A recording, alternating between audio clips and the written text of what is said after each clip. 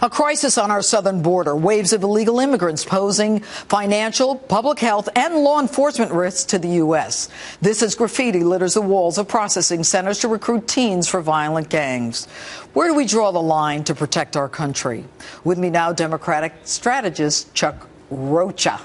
Chuck, thanks for being with us this evening. Look, no one disagrees that these children need to be treated with respect, humanely, and compassionately. I guess the issues are whether or not they really are who they say they are, and are they really fleeing a humanitarian crisis? Well, people on the border would say that they would, from the reports that I've got from my friends there. It was so good to see Congressman Gohmert. It's so good to see my home congressman from Tyler, Texas, where I'm from.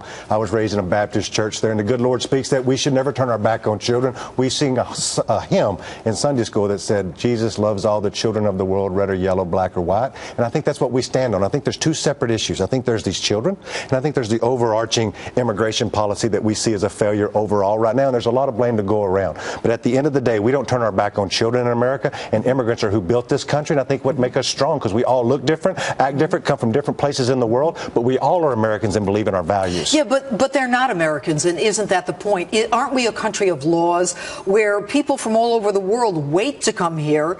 They wait to get a visa. Look, when I was a judge, I used to swear in naturalized citizens who waited years to come here. Right. They learned the language. They did everything they were supposed to. And there are people saying, wait a minute, is there really a humanitarian crisis? I mean, are they really trying to escape violence in their country? Is that what this is about? I think the stories along the border that you hear of a woman who talked about her husband, who was a policeman, who was trying to clean up their neighborhood, who got murdered, and her children were being forced into the gangs. And we know as parents that the last thing you want to do is give your children to a coyote to go across the border. And if you're going to do that, that's the last resort. And so if they come in thinking that they're going to be killed, we should take them in and then follow the rule of the law, which says that we have to process these children, interview them, hence Obama asking for the $3.8 billion, because we want to follow the letter of the law. Okay, but I want you to look at this recent study by, I believe it's a Latin American public opinion project, which says that the perception of crime victimization in Central America by Central Americans is that crime has dropped. So why, if crime has dropped, are we now saying it's so bad there, they're coming over now?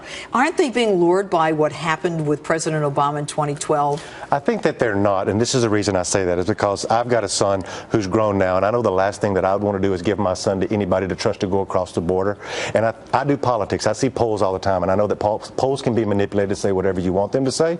I don't think a parent, whether they were a father or a mother, would turn their child, whether they were 14 or 15 or 3 or 4, over to somebody else. But that's you and that's me.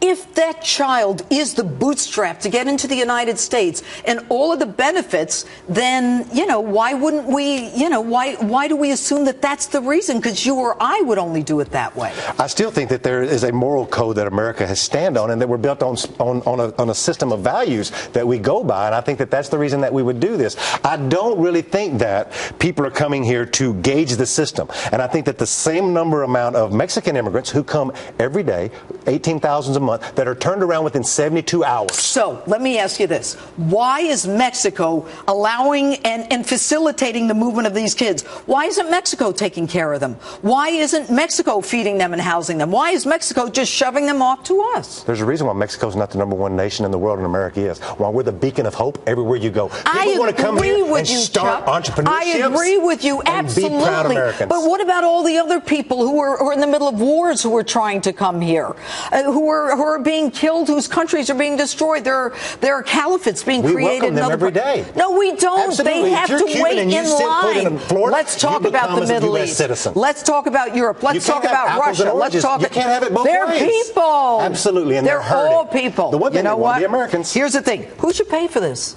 Absolutely. I'm willing to pay for it every single day, because my parents came here and paid for it, and my grandparents did. Did your parents come here legally? My grandparents did. Good, and so did mine. And therein lies the rub. Thank you, Chuck Rocha, for being here. We're going to bring you back.